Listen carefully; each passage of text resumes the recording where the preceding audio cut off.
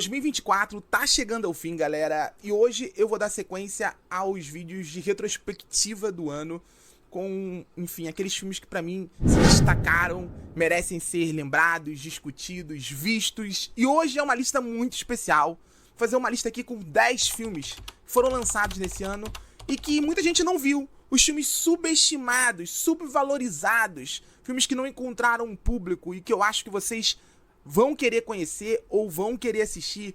Então, sem enrolar muito, vamos começar. O primeiro filme dessa lista é apaixonante e se chama A Filha do Palhaço. Ele é dirigido pelo Pedro Diógenes e ganhou o status de After Sun brasileiro quando foi lançado, porque ele foca nessa relação entre um pai e uma filha, um pai distante e uma filha que quer se reconectar, que quer entendê-lo. É um filme cheio de delicadezas, um filme muito tocante, um filme sobre essa crise de responsabilidade afetiva e essa tentativa de reconexão entre pai e filha dentro de um cenário artístico, dentro de um cenário urbano que dá ao diretor a possibilidade de assinar um filme estiloso, um filme comovente, com grandes atuações. A Filha do Palhaço é daqueles filmes assim preciosos que definitivamente não ganharam a devida atenção. E você vai querer ver. Infelizmente, ele ainda não chegou no streaming no Brasil, só está disponível para locação nas plataformas digitais. O segundo filme é um blockbuster, um filme que custou milhões de dólares, mas que não encontrou público, que acabou meio que sendo esquecido ao longo de 2024. Eu tô falando de Planeta dos Macacos, O Reinado, que pra mim é um filme que ele está totalmente à altura da trilogia que revolucionou essa franquia. É um filme que ele traz novas questões políticas, questões sociais. Fala muito sobre a questão da polarização, ele fala muito sobre, sabe, a falta de diálogo entre semelhantes e as consequências disso, com personagens fascinantes, com dinâmicas entre os personagens que são bem provocantes. Eu realmente gostei demais de Planeta dos Macacos, O Reinado. Eu sinto que esse filme ele não foi devidamente visto ou, enfim, discutido como deveria. Filme que está disponível na Disney+. O terceiro filme chegou na Netflix e me emocionou profundamente, assim, profundamente mesmo. E na época que ele foi lançado, eu até achava que esse filme teria gás para conseguir brigar na temporada de premiações, em especial no que diz respeito ao elenco feminino, mas isso não aconteceu. Eu tô falando de As Três Filhas, filme estrelado pela Elizabeth Olsen, pela Natasha Lyonne e pela Carrie Coon, que conta a história de três irmãs absolutamente, assim, distantes, separadas pelo tempo, que precisam retornar à casa que era da infância delas para cuidar do pai que está numa doença terminal, está ali numa situação muito complicada, e existe todo um olhar para essa falta de sintonia entre irmãs, pro efeito disso no destino delas. É um filme feminino, é um filme íntimo, é um filme, como eu disse, muito comovente, cheio de pequenos, grandes momentos em que as atrizes, elas alcançam as nuances dramáticas que o texto e esse argumento, essa discussão sobre o luto, um luto em vida, exigia. Enfim, eu acho um filme especial. As Três Filhas, como eu disse, está disponível na Netflix. O quarto filme é A Substância Masculino. E esse filme, ele também ali tá cotado da temporada de premiação, mas ele meio que foi perdendo força. Eu tô falando de Um Homem Diferente, drama estrelado pelo Sebastian Stan, que conta a história de um indivíduo com uma condição que meio que desfigurou o rosto dele, e ele se sentia muito por isso e muito por um olhar capacitista do mundo, desconectado, solitário, isolado no estilo de vida urbano, mas ele descobre um tratamento experimental, ele recupera a beleza padrão do seu rosto, mas ao mesmo tempo ele não consegue se reconectar com o mundo. E esse filme ele é muito provocante e funciona bem como um contraponto à Substância, por trazer uma discussão sobre a crise de autoestima masculina e como ela não está necessariamente ligada à beleza. É um filme surreal, é um filme com um trabalho de maquiagem inacreditável. A atuação de Sebastian Stan é poderosa. É um filme provocante que tem alguns problemas ali no terço final, mas que consegue nos fazer refletir sobre, sabe, o nosso estilo de vida e sobre como nós nos portamos numa sociedade que tende a ser excludente.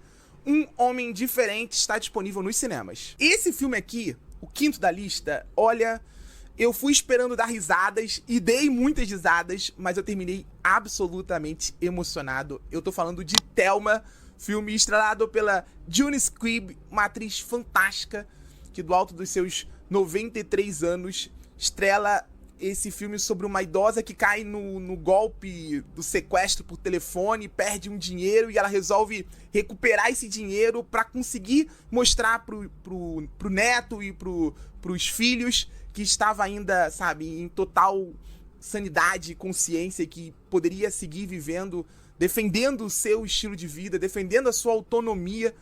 E assim, esse filme, ele é engraçado, ele consegue pensar a comédia a partir da lógica dos filmes de espionagem, brincando com essa relação, porque existe toda a missão impossível dessa personagem, a Thelma, é conseguir recuperar esse dinheiro, mas ela mal se locomove, ela tem muita dificuldade, ela já tem uma idade avançada, e o filme, a partir dessa comédia, ele vai expondo, sabe, ele vai expondo a triste situação dos idosos, a realidade do abandono, a realidade, sabe, do etarismo, sempre com um senso de humor que não anula a emoção e que não anula, sabe, esse ponto de vista tão original. É uma das comédias mais autênticas do ano. Thelma está disponível para locação nas principais plataformas digitais. Esse aqui foi um outro filme original Netflix que não ganhou a devida atenção e deveria. Ele estava, inclusive, com um cotado ali para entrar na pré-lista de indicados ao Oscar de melhor filme internacional. Não aconteceu. Eu tô falando de No Lugar da Outra, filme da diretora Maite Alberdi, uma documentarista que faz essa, entre aspas, estreia no cinema ficcional, mas contando uma história real, uma história de um crime chocante no Chile, com um ponto de vista muito, mas muito autêntico.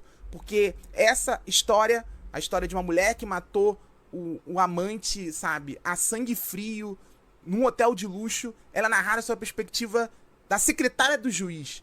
Uma mulher com frustrações, uma mulher que se sentia impotente, e ela pouco a pouco se afeiçoa pela figura da criminosa.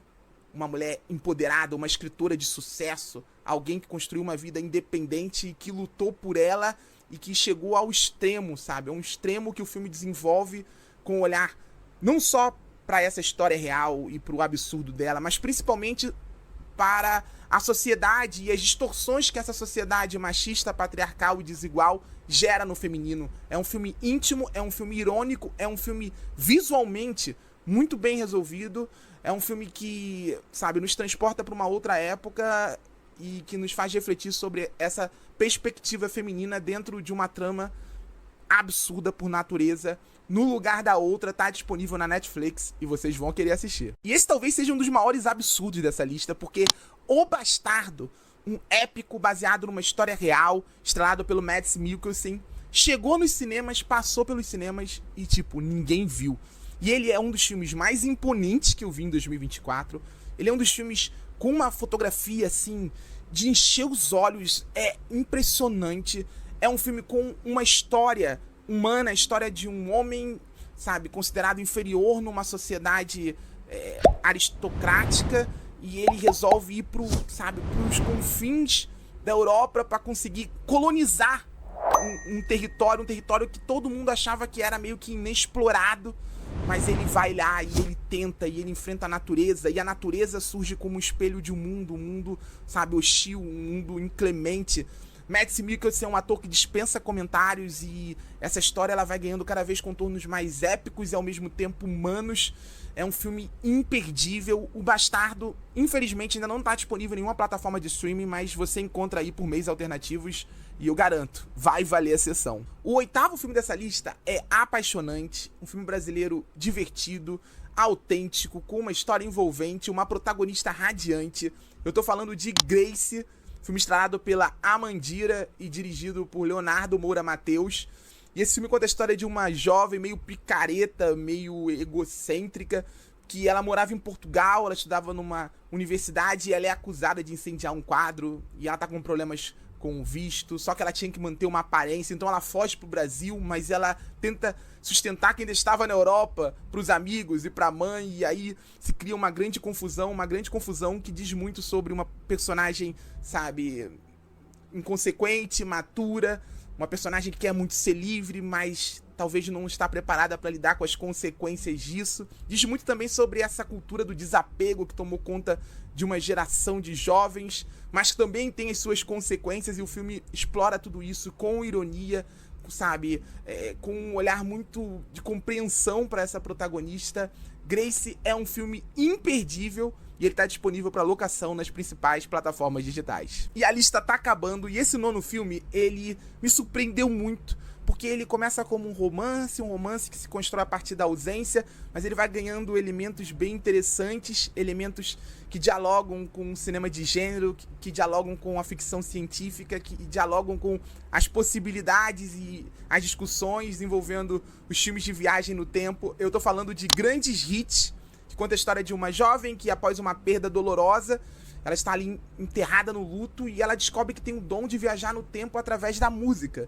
E através dessas viagens ela começa a repercutir a própria vida e a entender e a desenvolver novos laços e a tentar colocar uma pedra nos sentimentos que a machucam. É um filme sobre o luto, mas é acima de tudo um filme sobre essa tentativa de dar um passo rumo a novas possibilidades após um período traumático. É um filme que ele tem elementos românticos, é um filme com um filtro visual, assim, super estiloso, mas é um filme também íntimo.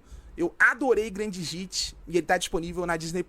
E o último filme da lista, vou fechar em grande estilo, é simplesmente irresistível.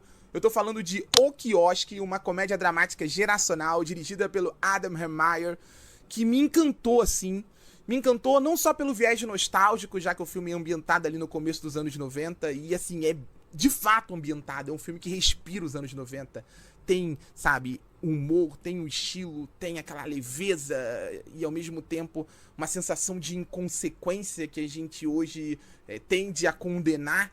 Mas acima de tudo é uma ótima história sobre o amadurecer, sobre as descobertas de dois amigos adolescentes que queriam muito ganhar dinheiro, queriam muito se afirmar no mundo brutalizado, masculino, e que encontram uma forma de fazer isso assumindo, sabe, os cuidados de um quiosque numa piscina pública. Só que quanto mais eles começam a ganhar dinheiro, mais as coisas vão se desidratando entre eles. Principalmente quando uma jovem se muda pra vizinhança e começa a mexer com as emoções dos dois. É um filme que se conecta de verdade com os personagens, é um filme íntimo sobre essa falta de diálogo entre homens e ao mesmo tempo que coloca isso em contrapartida ao focar no vínculo afetivo entre os protagonistas. É daqueles filmes apaixonantes que você termina assim absolutamente encantado. É outro filme da lista que eu fui esperando dar risadas e dei, mas terminei realmente emocionado e tocado por uma história de amadurecer absolutamente reconhecível. O Quiosque é o nome dessa pérola e ela tá disponível no Paramount+. É isso, galera. Qual desses 10 filmes você já viu e gostou? Qual você quer ver? Diga nos comentários. Não esquece de deixar o like, de compartilhar esse vídeo, que isso me ajuda muito. E ó, olha aqui que tem outras listas bem legais pra vocês, ó. Dá uma olhadinha aqui, ó.